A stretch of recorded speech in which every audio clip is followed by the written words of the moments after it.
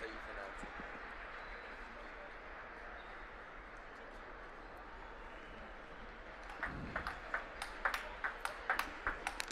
All right, welcome to the men's singles round 32 here at the 2013 U.S. Table Tennis National Championships.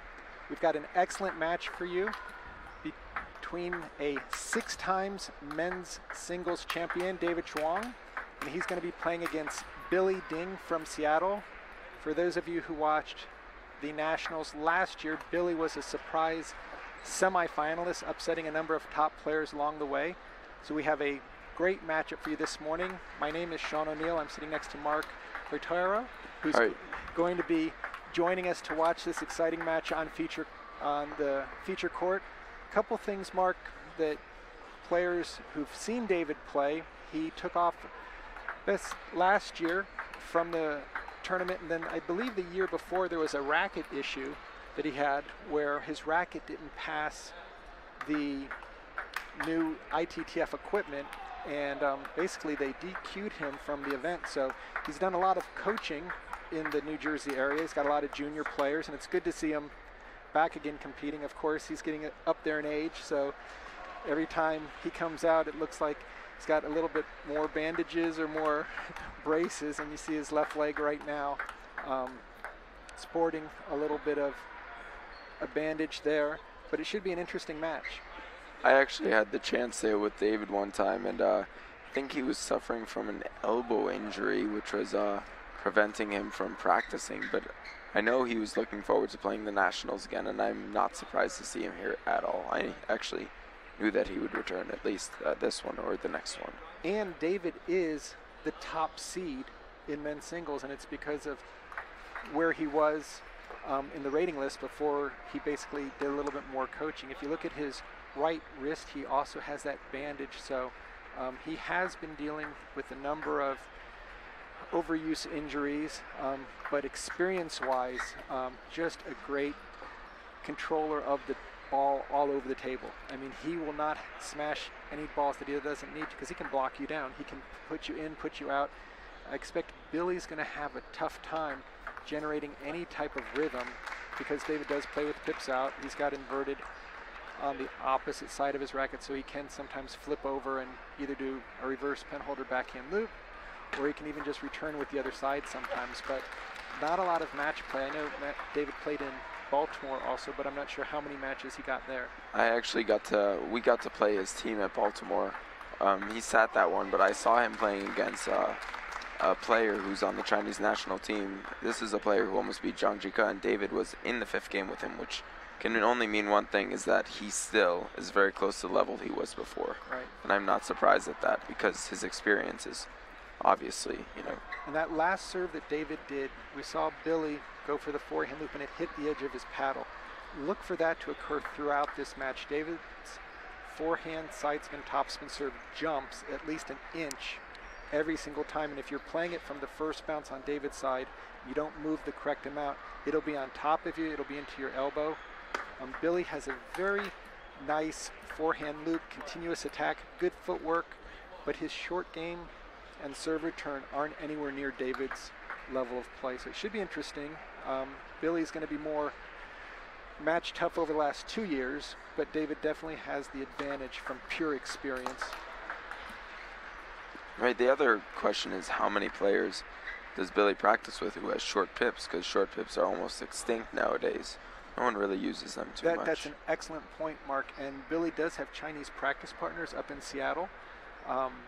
He's had some up and down tournaments recently in the Northwest, but there, again, when David's serving out, that ball will be jumping, and you can't only move a little bit, you've got to move that extra inch or two, because you won't even touch the ball. Or if you touch it, it goes off the edge of your paddle. So that's the mark of a good server, is to make a person get out of position directly off the serve, because the amount of motion on their, or action on their serve. So David with a very comfortable early lead of 7-3. Good serve.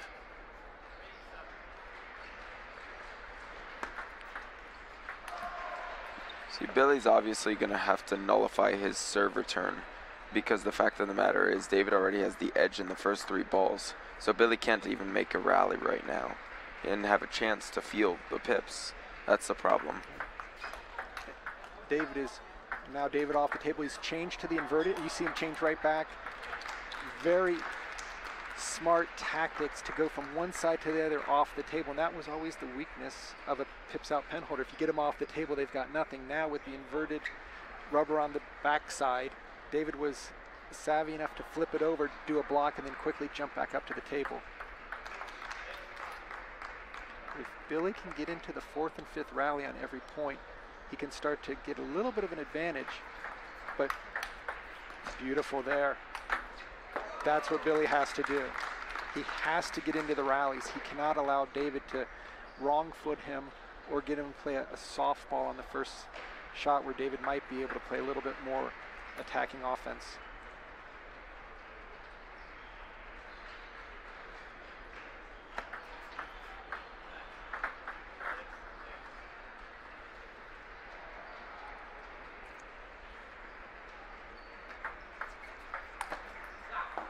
Those are big points right there. If Billy is going for too much and just missing those easy ones, just needs to spin it on, get the first ball on, make David block it. That second ball will be a little bit difficult because the change of spin off of the pips, but that's the only way to work into the point. He's not going to hit past David on the first ball. David's going to position and attack too offensively. I remember playing a David practice match, and it was like lifting like a weight whenever you'd hit the ball. Billy's going to have to make the ball almost sink into his sponge a lot more in order to compete, or else every ball's going to go into the net. Definitely David felt comfortable with that one. There's 1 or 2 points that if Billy could have around 6, 8, just get into the rally. That's the most important thing for Billy. David at the same time is going to try to just shut the door, put the pressure on Billy. If David can win 3 or 4 points off of Billy's errors per game, he'll be in the driver's seat.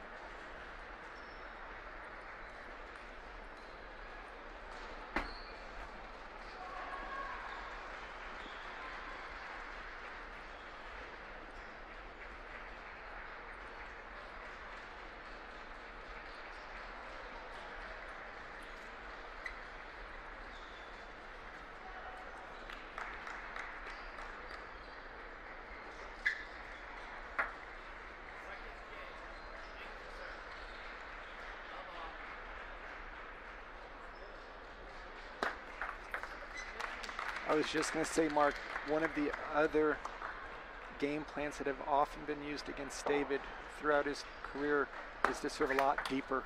Just get him out of the control that he has on the short ball and to get into that rally off of a fastball to the forehand, fastball to the backhand. What David would be forced to do is to hit it. I mean, and it's not that easy with pips. Beautiful forehand smash there. David can make the shot. It's not difficult, but it's still something for him. He has to go for it. Right, it's a positional problem. So once he steps the corner, he opens the table. He may not be able to be fast enough to cover the wide forehand.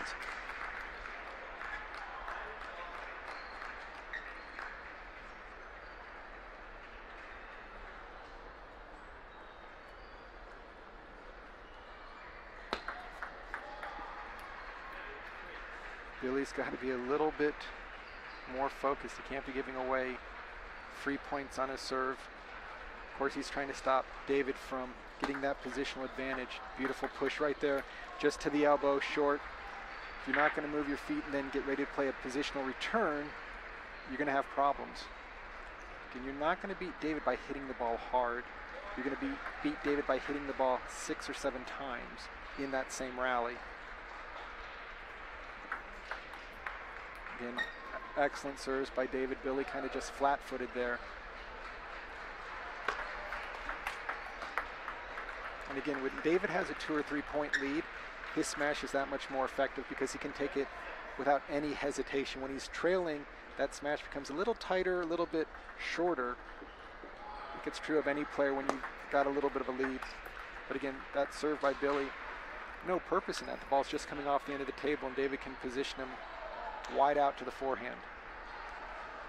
So just at this point, it's clear that Billy's spin on the serve is really not affecting David. He's going to have to serve more based on location in order to outbalance him, because even his heavy serve, even though it catched him twice in the beginning of the match, David already knows it, so it's not going to be a problem for him. David actually, it almost looked like his left leg buckled a little bit. David's had that issue when he's played a couple times in the finals where, because of either the knee injury or the lack of strength, and David walked a little bit gingerly off after that last forehand also. He's got to be careful to know when to go for it, when to just force the opponent to deal with more of that positional play. David's style is, in my opinion, Mark, one of the most difficult. You can just see David's legs a little bit shaky right now. But if you're a pips out hitter, pen holder, you got to move so much. And David's done that his entire career. So he's actually, compared to a European spinner on both sides, he's probably done twice the footwork in the same length of time. I've never actually seen anyone actively block as much as him, move and block at the same time. This almost seems foreign to me when I saw it. I've never seen it in my life until I played with him. So this will pose a gigantic problem for Billy. And if we look at some of our other past great U.S. champions, David with 6 titles, Dan Seemiller with 5, both of them had a very similar transition into the later years of their career where they were very offensive early on and then became great blockers and more tacticians, positional type of, I would say, styles of play where they force their opponent to really earn the point. So I feel like Andre Agassi did the same thing when he met Brad Gilbert.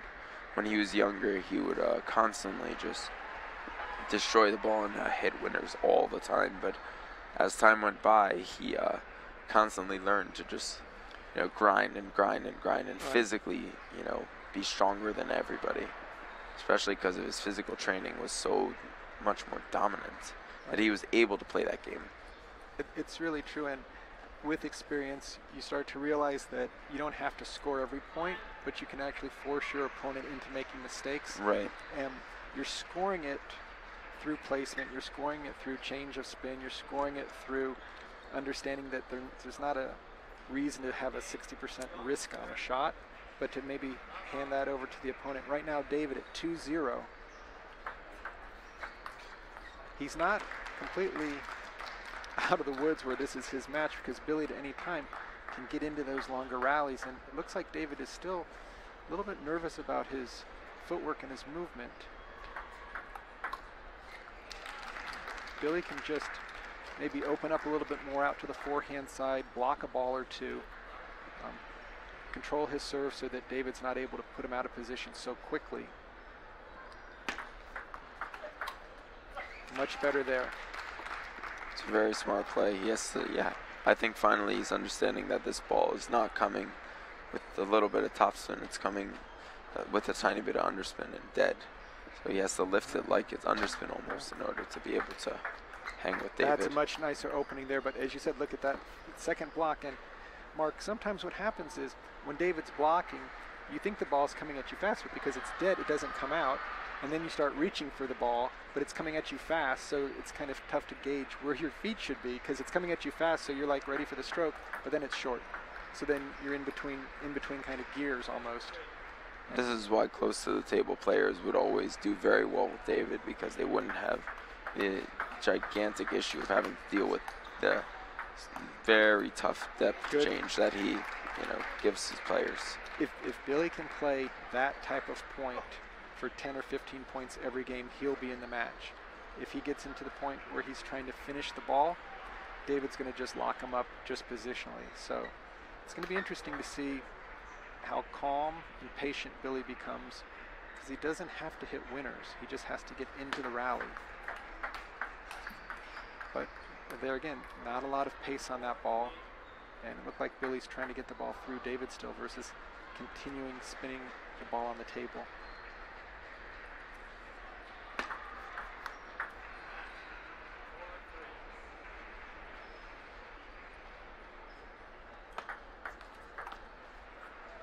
David knows he never wants to give away a game. If he's down 4-0, 5-0, those games will come back. So if he can sneak back into it, real Billy back in.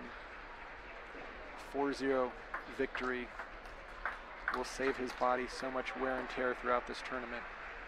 I think that's another aspect about it, Sean, is winning matches without using the most physical energy possible. I think that's why he has the ability to win tournaments over the years the way he does, is because there's only a couple of matches where he really kills himself to win. Right. Now, especially as you get past the 40s, anytime you can conserve energy that allows you to have that much more in your tank at the end of the tournament, you definitely want to be aware of that. I was speaking to Jimmy Butler yesterday, and he was saying the exact same thing, is that he goes, if I can win some matches 4-0 and not have to expend that energy early on in the tournament, it's not that it's something he can't fight for, it's his body is just getting worn out, just like any older athlete doesn't have the same spring or the recovery from day to day. So look for David to not give an inch and fight as hard as he can each game versus throwing the game away and trying to start fresh the following one.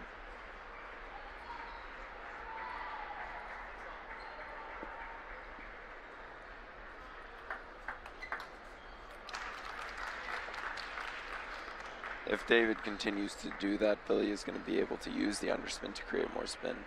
He will be in trouble with this serve. I sense that when he's in trouble, he will pull out his heavy jump serve. I mean, David's just getting so many easy points directly off his serve, and he's got great serves. I mean, there's no question about that, but Billy can put him on the table, but he just can't hit him strong and try to get winners.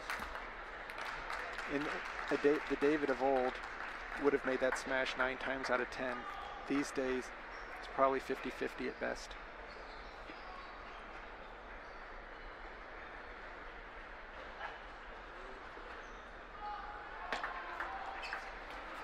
And David just controlling the short game. Serve return.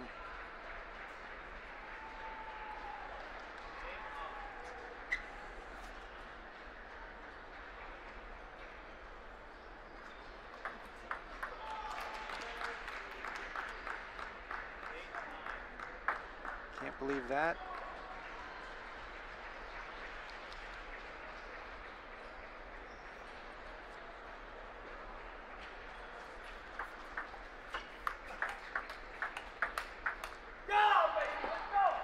Billy was really unsure of the direction that David was going during that step around. David did a little bit of a head fake and got it to Billy's backhand, but Billy had to respect that David might go down the line. So, very big point in this match right now. Billy not looking too focused. Looks like his attention's kind of all over the place.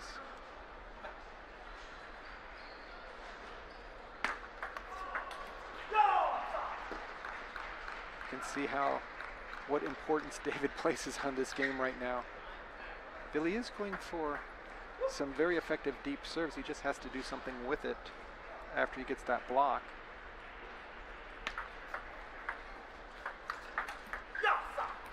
Again, just experience winning that game for David Zhuang, just taking his time, placement, first opening, not giving Billy anything to work with, and now with a commanding 3-0 lead in this best of 7 match for the round of 16 in men's singles here in Las Vegas at the Convention Center. You can see David talking to his wife, Joni. Definitely smiles on his face right now, but I will say that he's smart enough to know that the match is far from over. He loses one game here or one game there, all of a sudden he's going to have to win it a second time. So he'll take his time. You'll see probably a lot more emotion in the first 5 or 6 points of this game to guarantee that he has a little bit of a lead.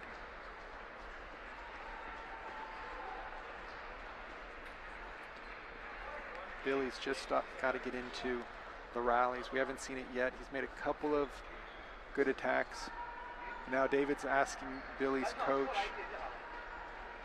to deal with a bright yellow top, which is the same color as the ball. I also think a giant part of it right now is a 3-0 lead. Can't discourage Billy. Billy has to stay as positive as possible, even though it may be a little bit discouraging. He has to try to make David go for that smash, believe it or not, despite how devastating it is when he makes it. Right. Hopefully, what will happen with Billy is he'll stop thinking about the fact that he, as you said, Mark, down 3-0 and just starts playing, and then he actually plays the right tactics of getting into rallies versus trying to say, well, I've got to win this match. But David is kind of come out swinging right now, and here come the deep serves.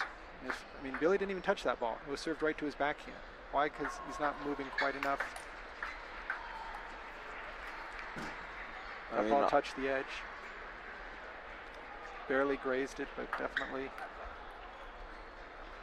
Honestly, in all reality, if I were Billy right now, I would be taking a lot of time between points during match. He doesn't want this match to end very quickly. David is going to try to rush the match to end quickly when he's in trouble. Definitely wants to hurry and make Billy feel a little bit impatient. If Billy can slow it down between points and even during the rally, again, more rallies, more spin, more control shots, he'll actually begin to see a different type of David on the other side of the net. He's going to try to get through him. Not going to happen.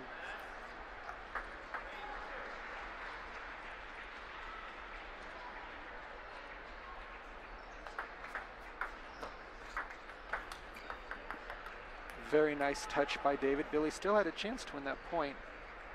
See David really going for the ultra placements, an inch over the net, the white line.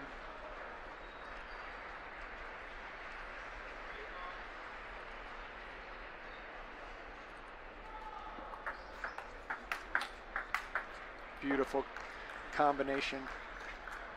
Like his anticipation for the serve return is constantly posing a giant problem. Billy should try to cut out to the forehand because constantly his returns are going to the backhand corner. The problem is Billy doesn't have much angle because he's not willing to turn and use his forehand. When David's doing that heavy side spin ball into his wide backhand, Billy just spins it up and the side spin's pulling it right, and David's stepping around sometimes even before Billy hits it. So Billy's got to do a lot more moving, and now down 3-5 and 3-0. These are do or die points over the next 2 or 3. This match is going absolutely according to David's pre-game plan. Get in and out, mix up the serve return, take some aggressive shots when the opportunity presents itself, but don't overdo it.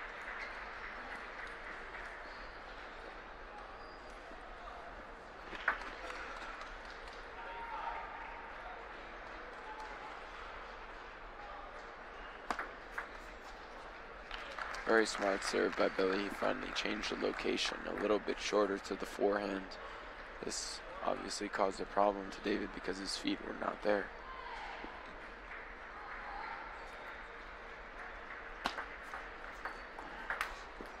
That is such a safe play for Billy. Serve it, spin it on, get ready for the next one. David probably will go for an overly aggressive shot because he doesn't want to get into a long rally. He would rather have Billy be afraid of a big smash. That ball looked like it caught the edge of Billy's racket, but it still landed. I think finally Billy understands that, just literally spinning the first one and getting balance shows way more importance than driving the ball, trying to drive the ball past David. Because when David is under pressure, he feels the need to smash. Right. When he's going to try to finish that point as quickly as possible because he just doesn't want an extended rally. And I think when David were to play somebody like Timothy Huang or maybe Hsing, once they establish that they can loop 3 balls, it's going to be very tough for David. He's going to just have to control the angles and get in a position to make a real big forehand smash.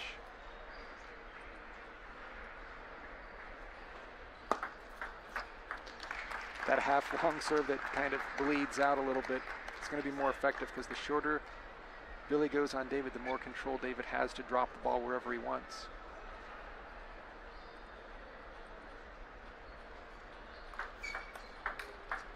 Beautiful misdirection there. Billy completely thought he was going to the forehand.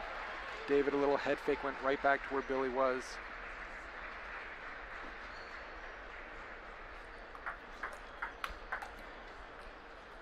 And I think, Mark, what you mentioned earlier about how often is Billy playing against a pips out ball in practice. It looks like he's really not sure of the exact amount of topspin. Right, I was about to mention how Timothy Huang and Yahao may deal with these pips because of their lack of experience with him.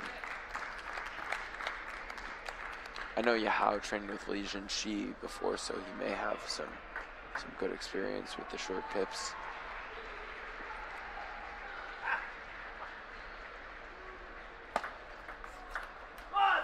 Very big flip by David.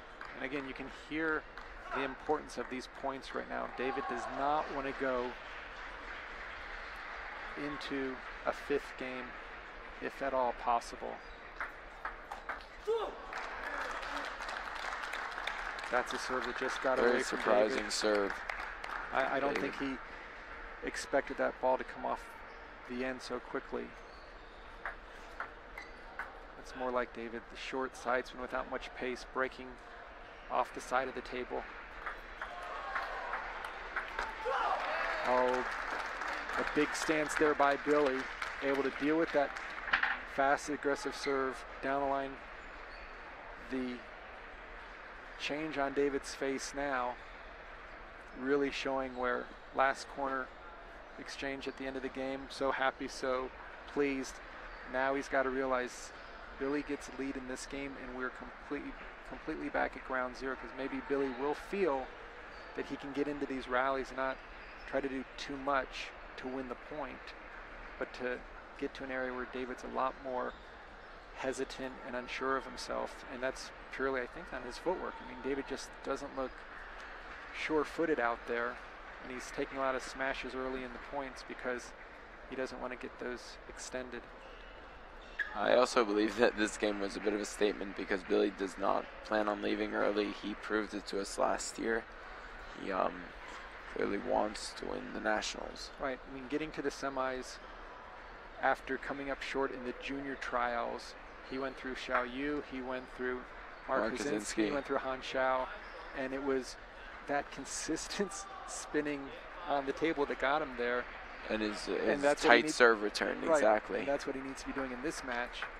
Again, you got to make that push. I mean, you can't be missing pushes. David's not going to loop through you, so get the ball into get the trouble is going to be when David starts serving out deep topspin, and you got to make up a decision to loop a winner or try to block it, because if you block it, David will be smashing the next ball.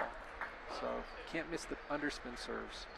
I also think that his choice on when to use power and when to use spin are incorrect sometimes. For instance, going hard to David's backhand does not seem like the best strategy. Going hard to the forehand, however, seems very effective so far.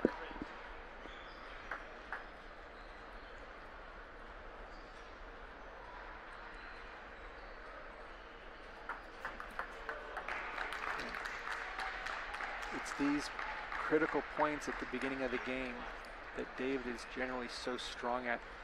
He realizes that he can't wait till 7-8, 7-all, 8-all, or 9-all to start really buckling down. Very beautiful block.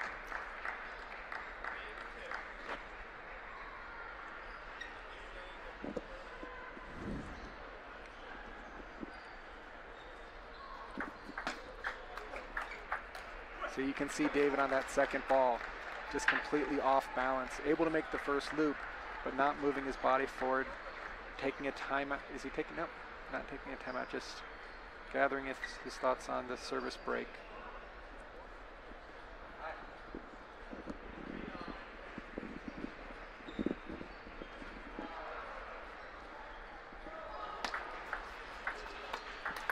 That's a very good opening by Billy.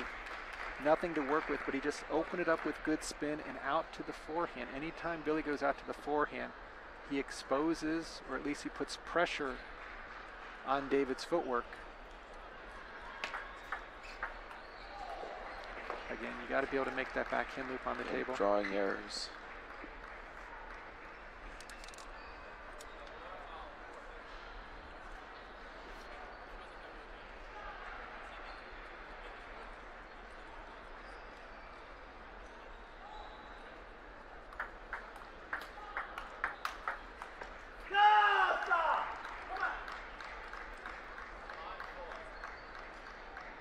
David trying to mentally boost himself, and he realizes, Mark, that if he can be up 7-5 versus down 7-5.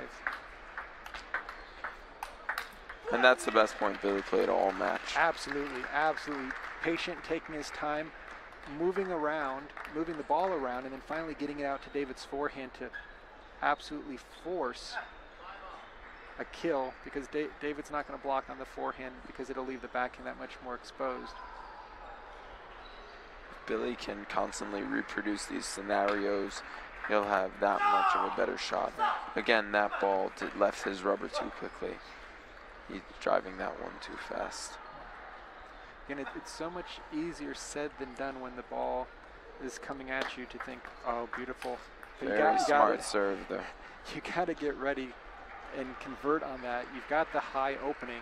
I'm not sure why looping back to the forehand when he could have just taken 20% of the power off the ball and played it to David's wide backhand and had an instant automatic point. But it's almost being in a little bit of reactive mode where you're just swinging at the ball because it's coming fast. You got to start thinking about where David is and where he isn't.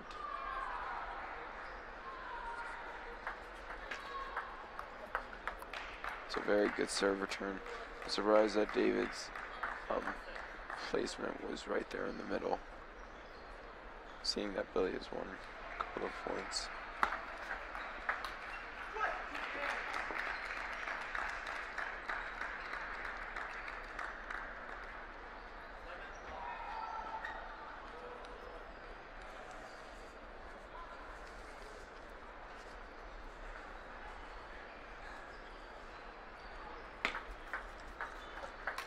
Again, excellent opening.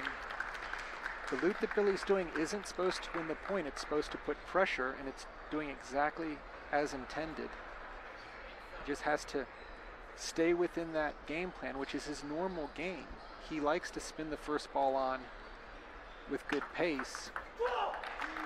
And now he's giving David a little bit of a dose of his own medicine.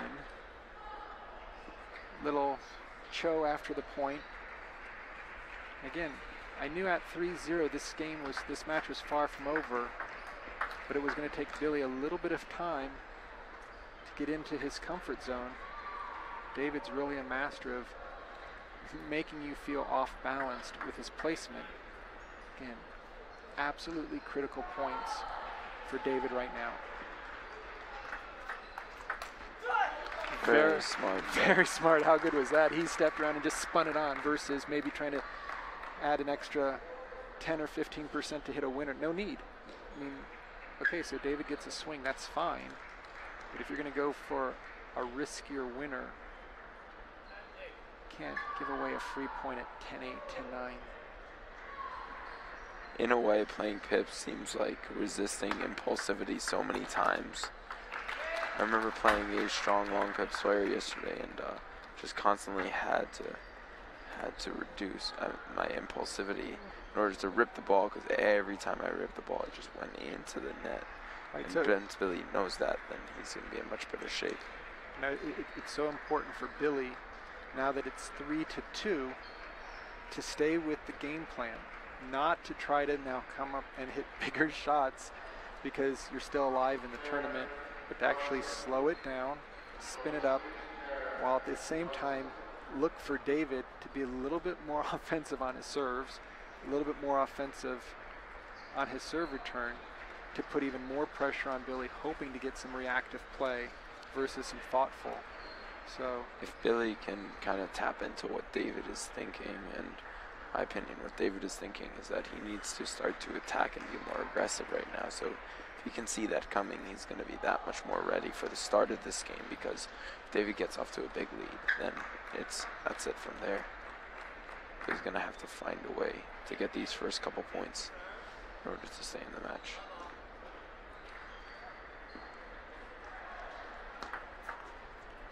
And the other thing, Mark, that's interesting, normally Billy would think, oh, I've got the #1 seed early on, I've got a terrible draw. If there's some way that he is able to pull through this match, beautiful forehand smash by David. If Billy were to be able to pull through this match, he'd actually have the #1 draw. So Right. he'd be away from at least that second group of players. One of my friends, very good friends, always talked about why having the top seed could be the most effective thing possible, because if you beat them, then you take their draw and you run through their draw with an easier time. I mean, obviously, in table tennis in these tournaments, you don't have to beat everyone. You only have to beat 5 or 6 players. And if you can have a little bit of protection from not playing the number 2 seed in the quarters, but not until the finals, or the number 4 through 8 seed only in the quarters, not in the round of 32, it makes life a lot easier. So a lot more interesting right now. Billy seems to have gotten into the match under his terms, while David still winning a lot of points just on simple placement. Nothing too fancy.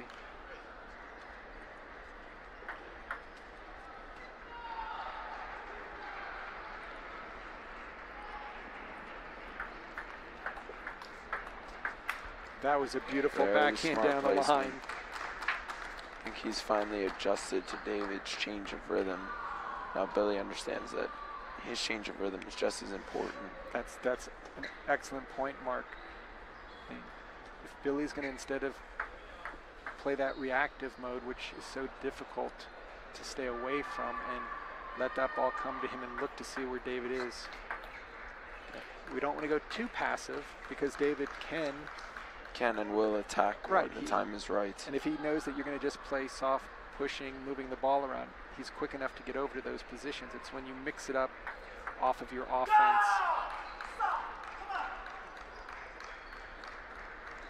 David knows this game is easier for him to win than the 7th. So he's going to do everything he can to keep the pressure on right now.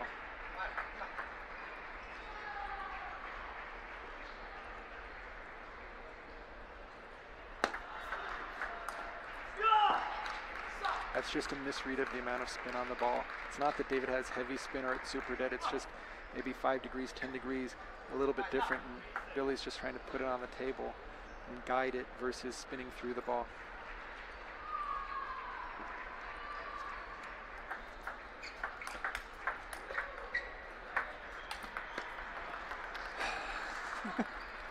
David got lucky on that one. Billy made a double comeback after running past the ball. David showing a little bit of extra animation there. And that, a 6-4, 7-3 Billy has to make sure not to get mentally flustered by David's shenanigans. Exactly. I think it may actually add a little fuel, give him more fire. Had Billy won that last point, we'd be at 6-all right now. So, or the prior one where David showed us a little bit of fancy footwork afterwards.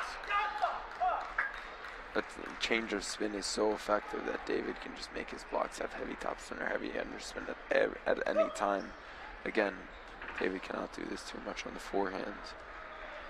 And Billy keeps, playing to his backhand, which is giving himself errors in a way. When Billy goes into David's backhand, he's got to be so careful of David's block down the line, and especially if he's stepping around to use forehand. So interesting to see what he does in these last couple points. He's just trying to go for way too much. If he spun that ball on the table versus driving it, he would guarantee that he could do another offensive shot versus having almost an unforced error there.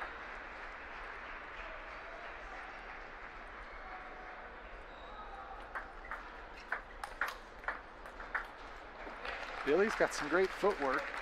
Surprised David that he was able to keep the attack going. It's clear that he has been training a lot, because he seems even faster than last year. Problem is he's playing against so much experience on the other side of the table. Look at that. Look at that. Beautiful anticipation. And David knows where the ball is going to be going. I mean, he's played these angles 1,000 times. David just gave a little thumbs up. He's looking at some of the other players in the crowd, letting him know that he still has it.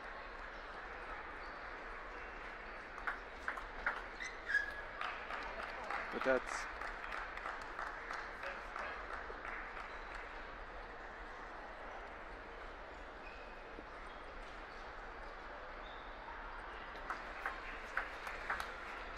I guess you could say, despite David's lead, Billy has a refusal to go away easily. And here's a timeout from David. Very smart. For those watching wondering when is a good timeout, do not take the timeout at 10-9. Take it at 10-6, 10-7 early on so you can actually think about multiple options if the game were to progress. At 10-9, if you lose that next point, the opponent has so much confidence that you are in a do or die situation. It becomes a defensive timeout. Plan ahead a little bit. When you go back to your coach, you might even ask, if I lose the next point, any ideas or suggestions I could have moving forward so you don't put so much pressure. It's like getting 2 field goal kicks. If you miss the first one, you make the second one, but don't wait till the do or die point, especially not at 10-10. I would never call the timeout if you've had a 3 or 4 point lead. Net serve.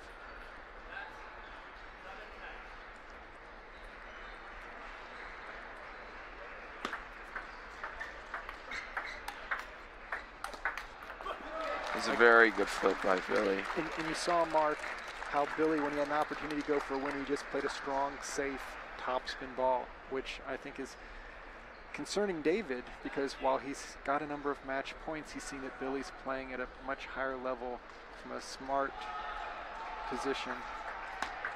Again, much better loop on that first ball. Nothing crazy, just safe and easy.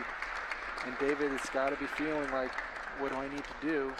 Is he going to go for something risky, or is he going to try to maybe win a positional ball net serve?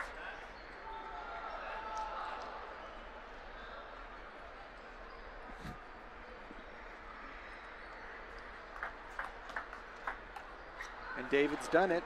David's done it. You can see the sense of relief. Yeah, baby, come on. So the #1 seed advances to the quarterfinals with a very tight match with Billy Ding from Seattle, Washington. Literally that last game, 11-9. Without ease. Without ease at all. So David's got to feel very happy to dodge a small bullet there, but credit the experience and the fight at the end. I would say, Mark, that looking forward into the quarterfinals, David's going to have to do a little bit more offensively. He's going to have to do a little bit better. In this match, he actually, at 3-0, he possibly should have been trying to attack more to get the feel for the attack. Because in the later rounds, it's just going to be so much more important when the players figure his ball out. Yeah, and I would totally agree that this level of performance won't get the job done, especially against a Timothy Huang or Yahao Zhang. However, he's just happy right now to get some W's.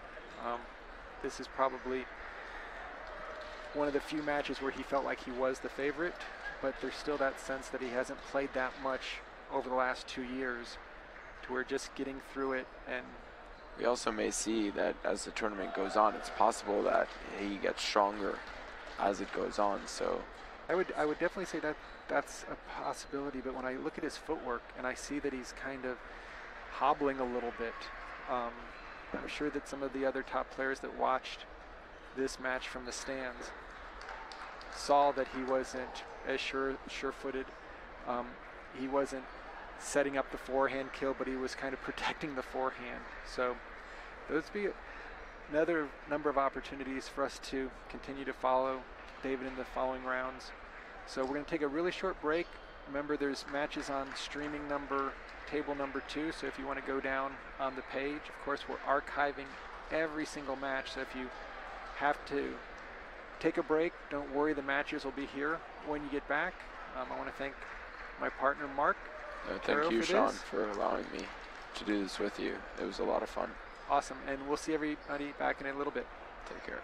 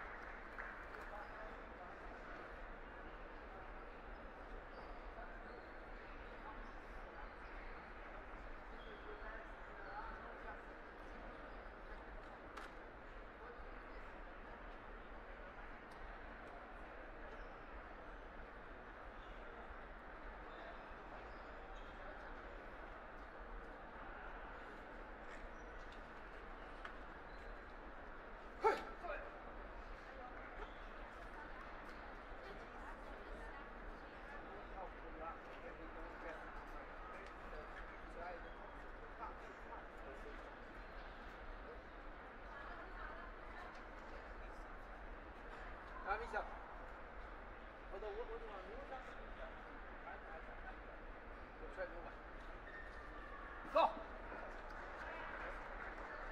Squeeze up. Squeeze up. Come on. Yes, sir. Come on.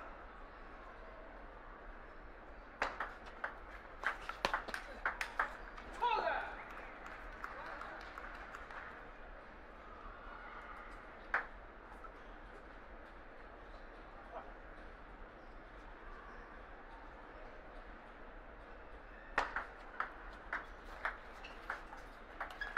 Yo!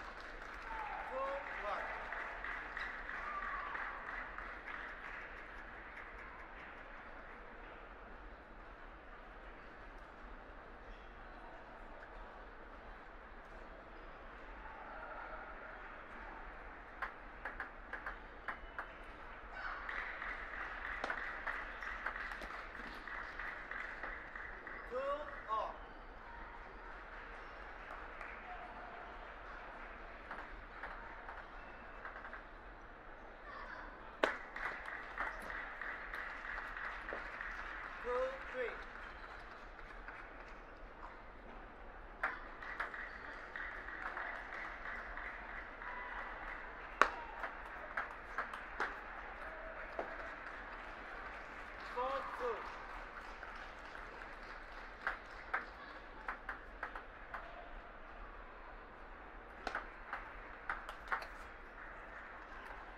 5-2.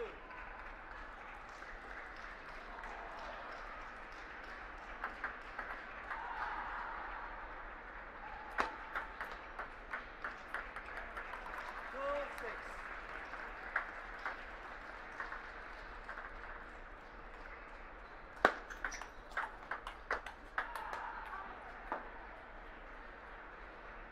3-6.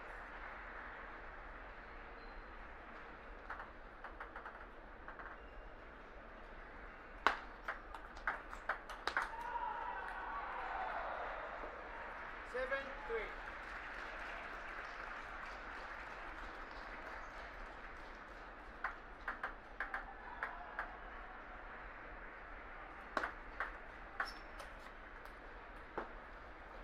7-4.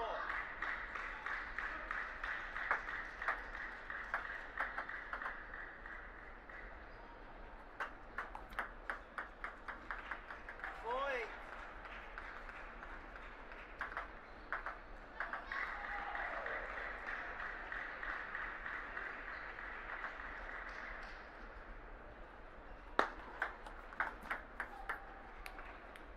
4-9.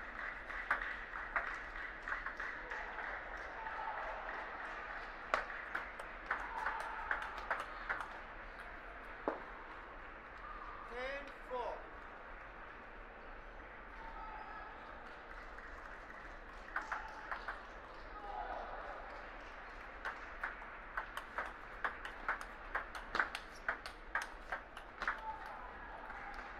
11-4. Game Ariel. Ariel leading game 1-0.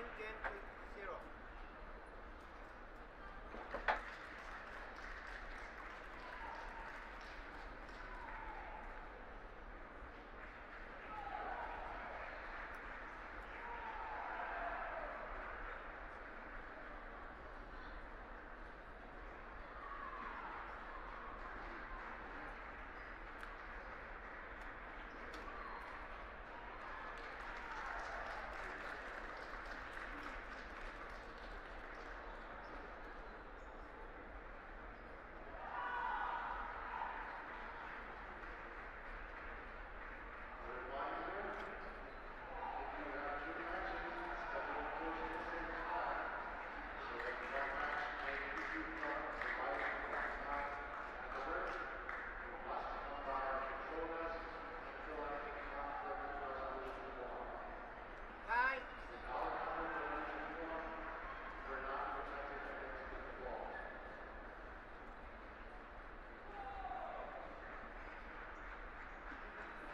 Second game. Ariel serve. Love up.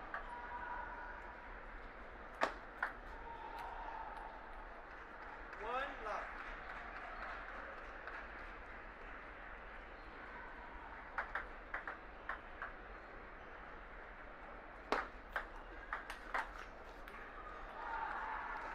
Love 2.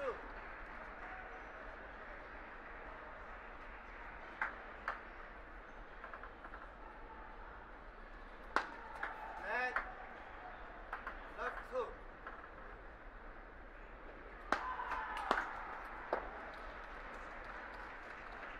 Love 3. Ishana.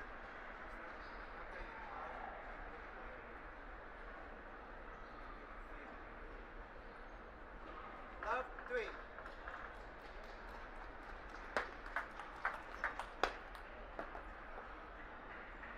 3-1.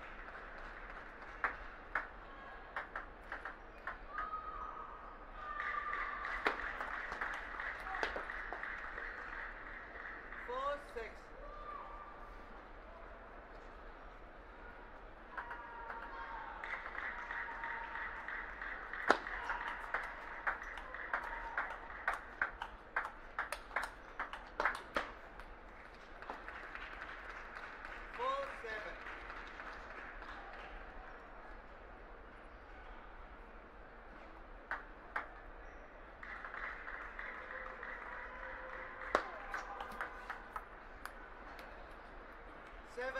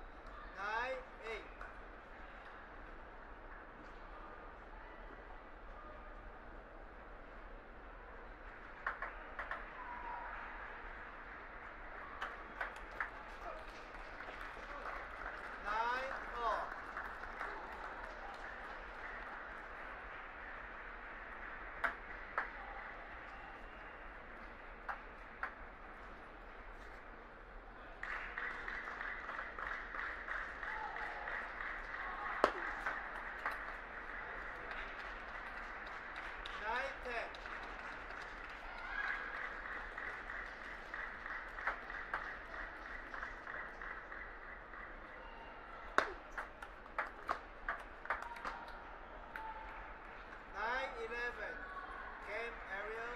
Ariel leading 2 games and 0.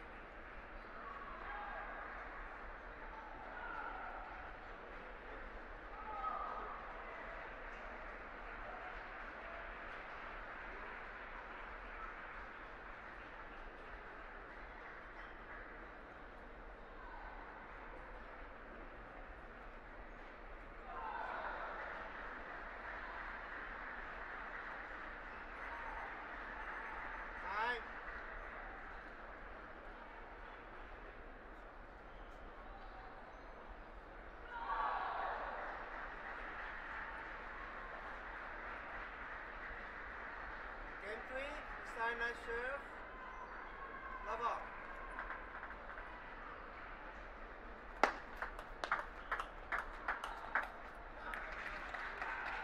Love 1.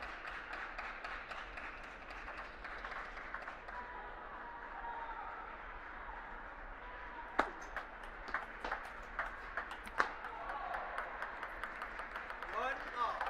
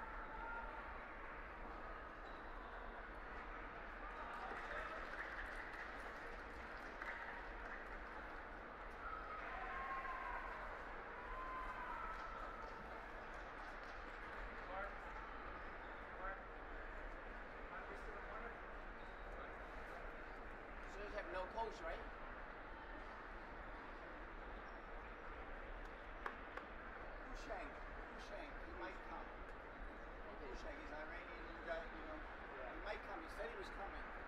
Oh, here he is. He's coming. All right. So you want to put it back outside for him with me? Yes, it's okay. I'll do it. Adam, you got is the coach. Yeah, I got it. The green shirt, guys, is clear?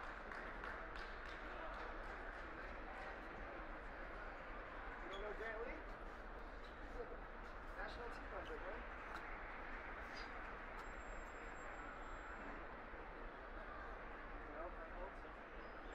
Oh, he's a penhold? Yeah. U.S. national team. Last year, number 5.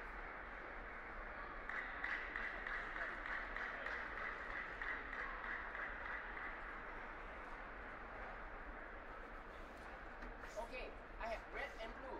How about go by your shirt? See, I'll take red. Red and blue. Green. I will see.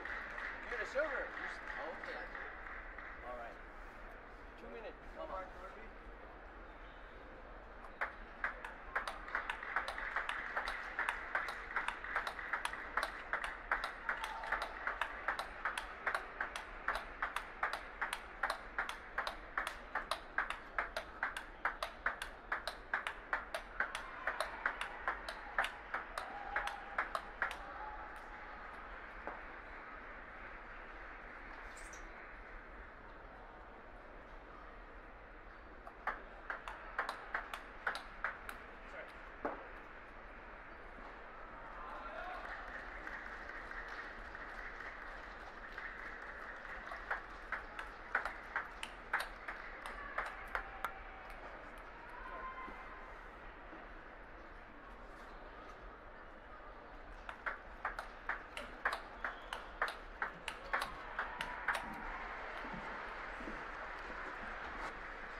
Welcome back to the men's singles round of 32. We've got two excellent players that most U.S. fans are very familiar with. On the far side, the left-handed player Dan Seemiller, 5 times U.S. singles champion, Hall of Fame member, lifetime achievement winner, Olympic coach. Basically, Dan has done everything in the sport of table tennis in the United States. And his opponent, Adam Hugh, on the near side, playing out of the Lily Yip Table Tennis Center. Adam's been a world team member, national doubles champion.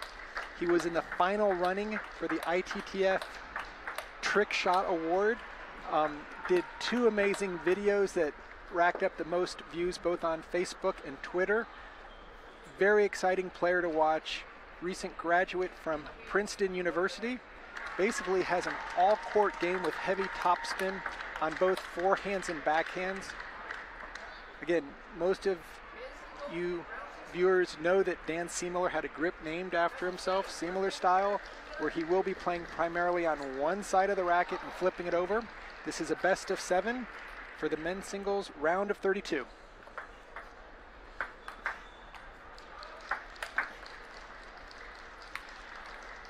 My name is Sean O'Neill. Sitting alongside of me is Rich Martin. Rich, thank you for joining us in the booth. Thank you, Sean. That looks like I hit the net. So in one of the earlier matches, we watched Billy Ding play against David Zhuang. A little bit of age versus youth. We have that kind of lineup right now, with Dan being the clearly more experienced player. But Adam definitely has got some offensive weaponry that he's ready to unleash. Look for Dan to play a lot of controlled angled shots. And look for Adam to get both his forehand and backhand attacks into the match.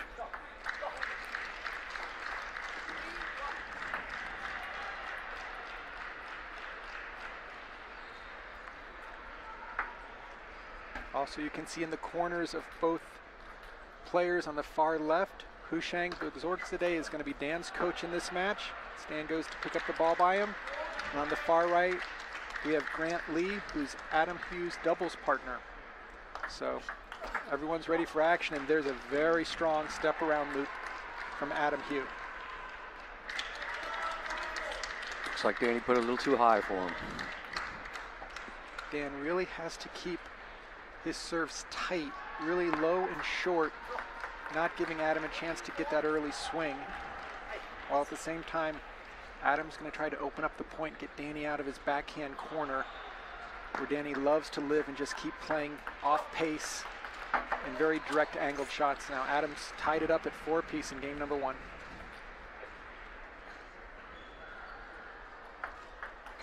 Dan's serves are so difficult to read, especially here in Las Vegas, Rich.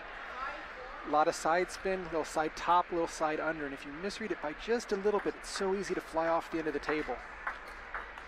That ball caught the edge of Dan's racket, but look at Adam catch up to it. Adam is so strong off the table. Excellent footwork, great hustle. You'll see him chop, you'll see him lob, then you'll often come in and see a huge backhand or forehand loop. And there's that nice clean backhand opening. I think, Rich, the other thing Dan has to be aware of is to come out of the gate strong. Oh, look at that forehand loop. That was predetermined before he served it, that he was going to look for that soft return on the forehand side. Dan realizes just can't give those easy balls out. Yeah, it looks like he just tried to get it back to stay in the game, and he was waiting there for it. Adam ready to pounce on the very first soft ball. And that's Danny's game. He needs to serve and get that opening loop in. If he can do that, at least Adam will back up. And get him off the table. Exactly. Oh. Adam with a very nice placement opening, getting Danny out of that backhand corner.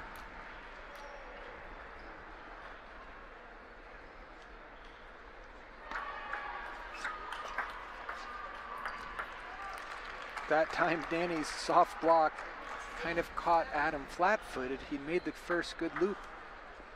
Dan's block didn't come out as far, unable to convert.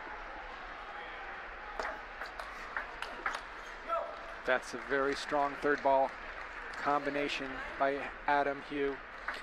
Looks like Danny keeps flipping his racket. Is that to get the anti on that? Yeah, generally Danny on the short serves will use the anti to take some pace off the ball. The problem is when Adam serves it deep and Danny has to make sure he's not on the anti side, it's tough to make a quick switch from one side to the other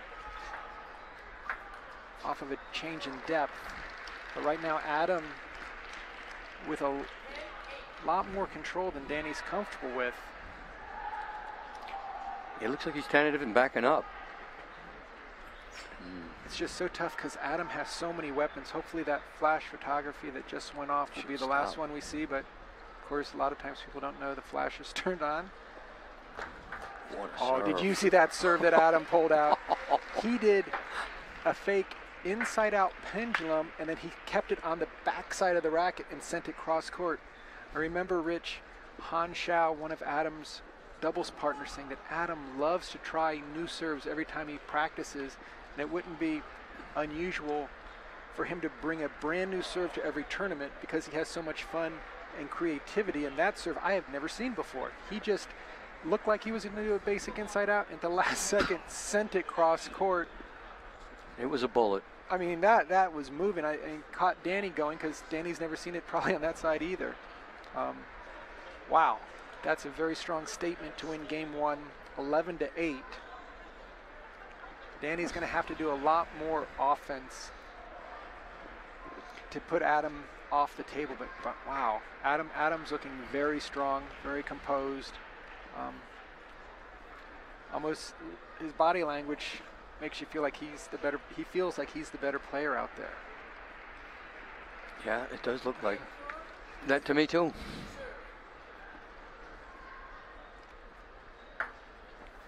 Be interesting to see if Adam goes for that serve again or if he'll stick with his traditional high toss serves.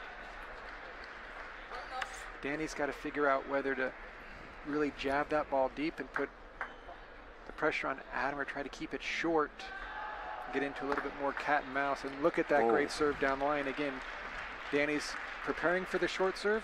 Adam's putting immediate pressure both to the short forehand and the deep backhand.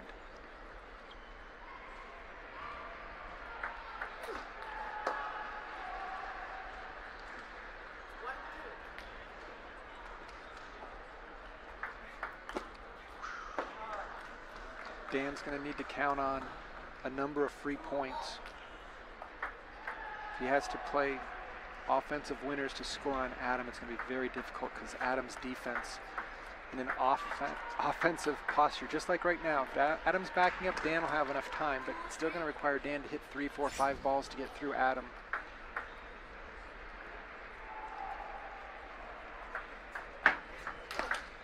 Oh, that's a powerful forehand. Even Dan knocked him into the backcourt off camera.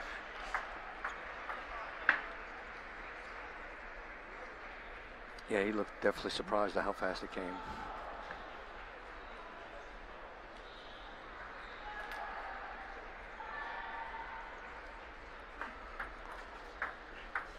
Oh, look at that backhand. That looked like an Agassi wind up and just rip cross court.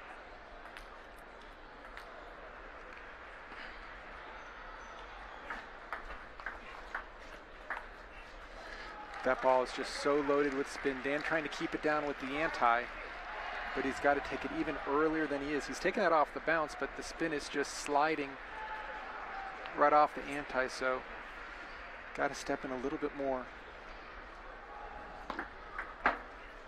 Now Adam mixing up with a dead serve as well. Dan knows it after the fact, but very tough when you're trying to keep that serve return so short to stop Adam's blistering attacks.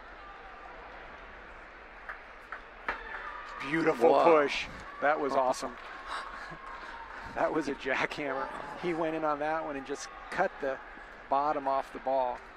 That was an offensive push if I've ever seen one. Adam was shocked at himself.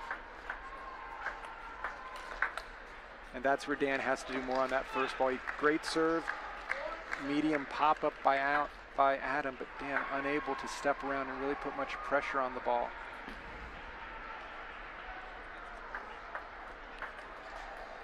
And now the serve's just trailing off the end of the table. Dan not pleased at all with how things are going right now. He didn't look like he wanted to move for that ball.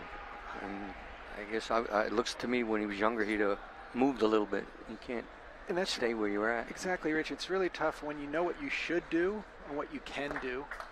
That's a nice forehand loop there off the bounce.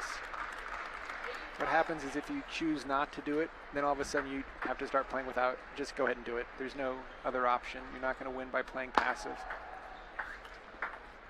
Well, that ball is loaded. Just asks, what am I doing? What he's doing, he's going for the drop shot off of every heavy spin instead of going maybe re-looping it or even smashing it. Ooh.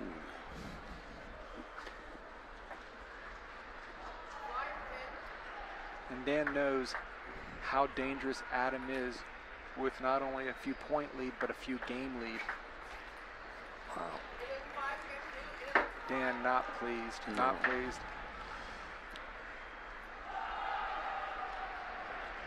Dan will make an adjustment. I mean, there's no question. He's not going to be stuck in this rut for much longer, but he realizes he just hasn't been executing it all. He's had the opportunities. He set himself up. I think he's been trying to make the perfect return instead of maybe being a little bit more offensive minded.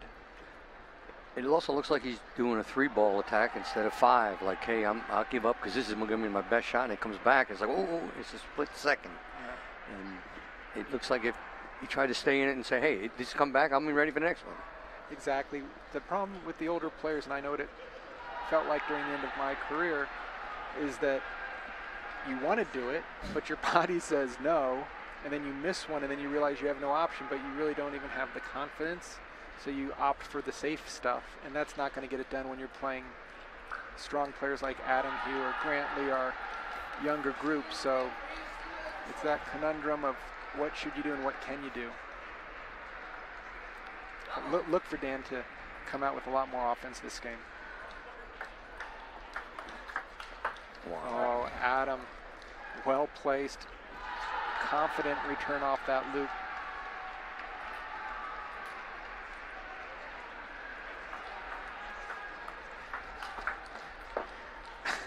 What can you say with that one? I mean, Adam's just waiting for it.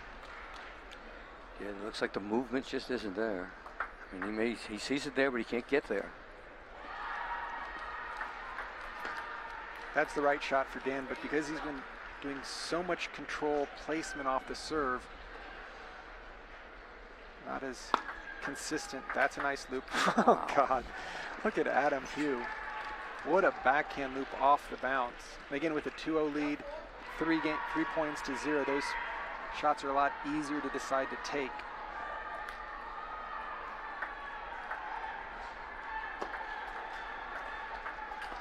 Wow. Adam is just on fire. Looks like target practice. And Danny doesn't look like he has an answer yet. He's thinking. When he went to his last serve was a forehand serve, I never see him do, because he usually stays with the backhand. That's a nice combination there. Third ball attack.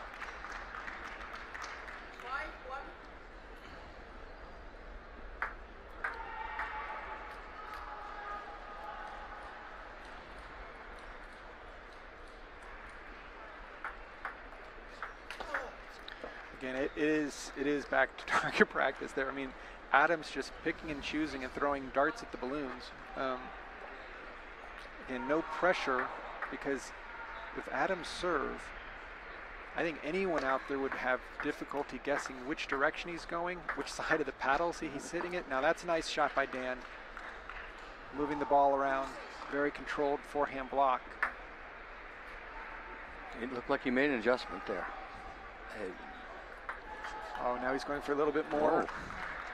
I guess Dan's probably felt that staying on the short serve doesn't give him any big advantage. Serving it out, we saw that same tactic with David Zhuang. There's another deep serve.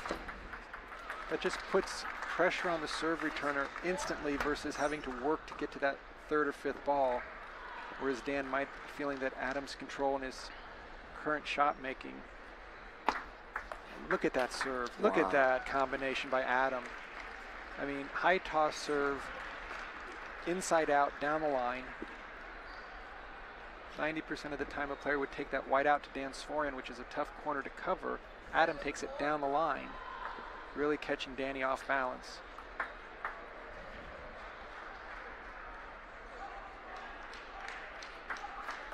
Again, that's a tough angle.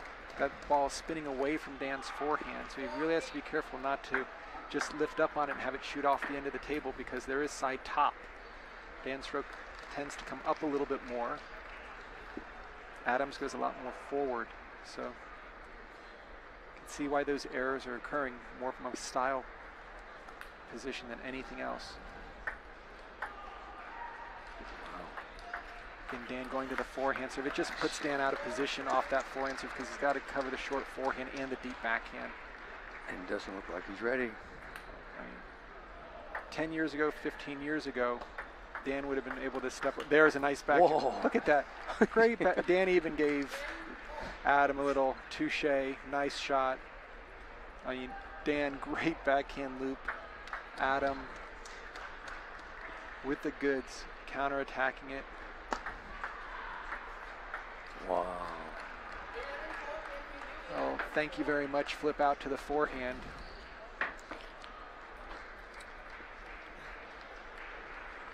Adam looks like he's in position for everything he's going to do. He, other than the first 5 or 6 points of the match where Dan was really keeping it tight and putting him out of position, Adams seemed to have found his range, stepping back, being able to play off Dan's first ball so it's not so much up on top of him, and then clearly the serve and serve return.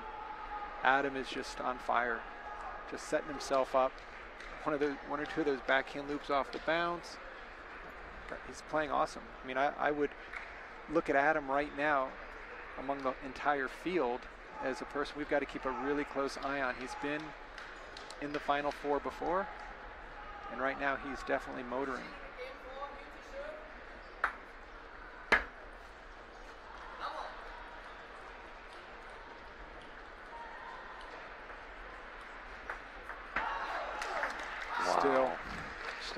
That high toss serve is so spinny to keep it short here in Vegas. Difficult. Adam knows that. So when the ball comes off the end of the table, it's just pretty much where is he going to rip to? Down the line or to the forehand? Another jamming serve. But Dan's got to cover the wide forehand because Adam has a fast serve out there, so it's not like he can step around and use only a forehand. That would require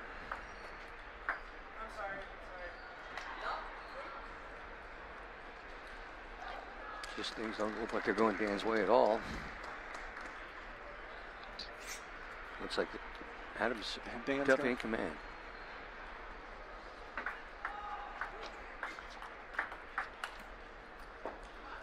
Dan gets on the board in game 4.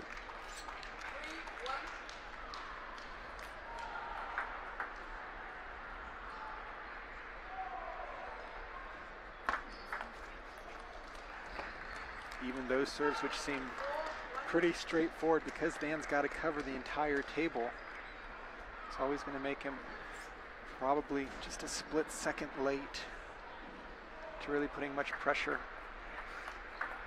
Oh, that's a quality upward loop by Adam.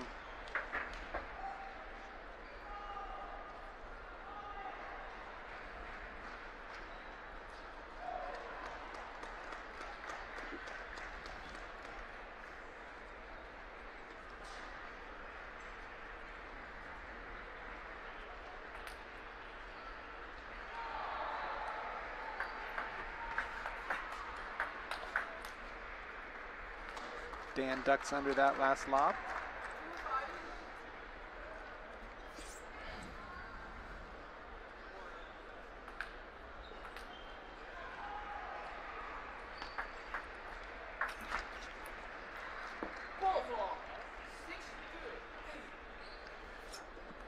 He's trying. It looks like he's just keeps reaching into the bag, but Adam looks like he has something there for him.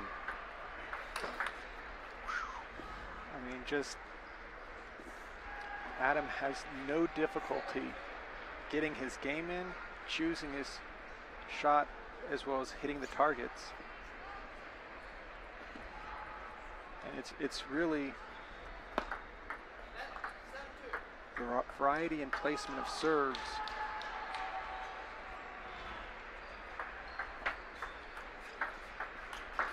Wow. Again, just complete control.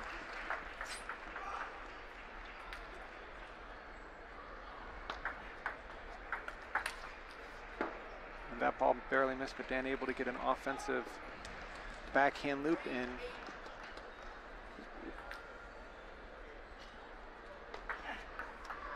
See Dan having difficulty with his own serve, just trying to put everything into it to force Adam to at least play a safe ball.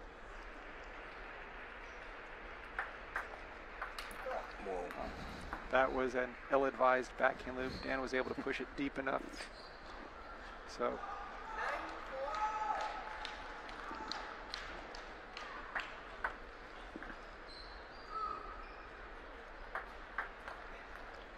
all right, we've got 6 match points.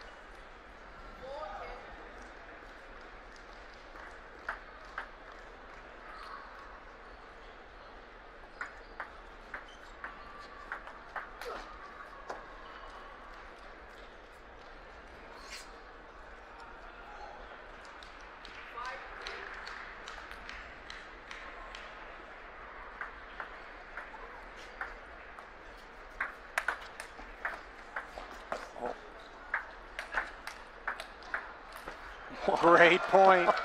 Excellent point. Dan asking for an extra round of applause as the best point of the match so far. Both of them throwing bullets at each other. They're both laughing. They had fun on that one.